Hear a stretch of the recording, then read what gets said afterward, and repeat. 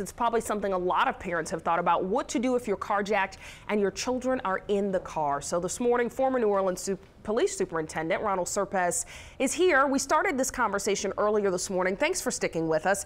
And you talked about how the stakes are higher, of course, if you have your child in the car. What do you do if you're carjacked with your child in the car? Absolutely. Carjackers are brazen criminals looking for an opportunity to get away quick. Oftentimes, if they know the child's in the car, they're going to choose a separate topic. They're going to choose a separate victim. Generally, that's what's going to happen. Protect your children, obviously, but never lose your life over a car. That's right. Just leave it. And then if they go to take off, should you tell them the child is in the car? Absolutely. You'd want to make every point. Another thing is always consider giving yourself some room before you park behind another car, so you have time to maybe change lanes when you see something coming that's got you concerned and maybe move away. So try not to pull up right behind a car. Recognize your life is more valuable than a car.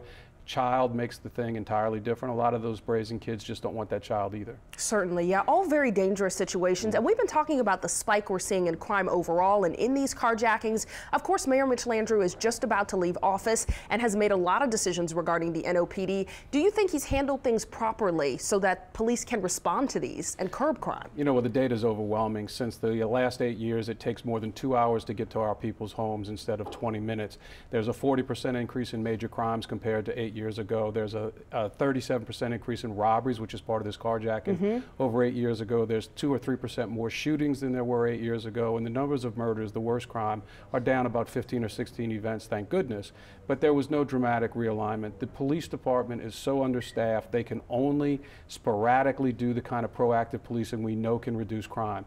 They can't do it citywide anymore. Mayor-elect Cantrell was on the council for 6 years.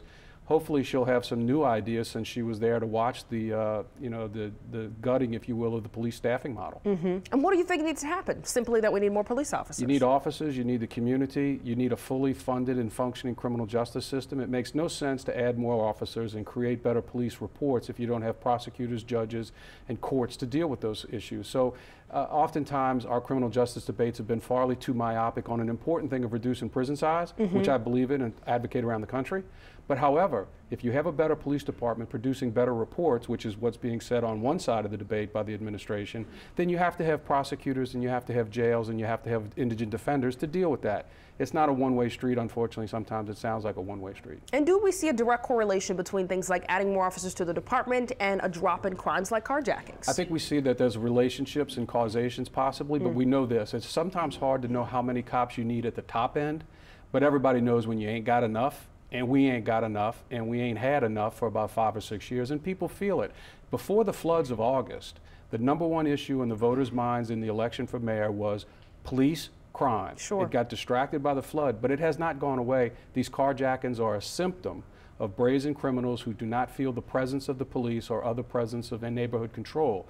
That's a big issue that can be solved, but it's got to be done across a lot of systems, not just one. Sure, and what happens with the NOPD is out of people's control, but we appreciate you being here this morning to talk about what people can do to keep themselves safe. Look, I think the officers are doing the very best they can with what they have. They got to have more. All right, thank you so much for being with us, Mr. Serpes. If you guys missed any of today's interview, we will have this posted on our morning show page on our website. Just head over to wwltv.com.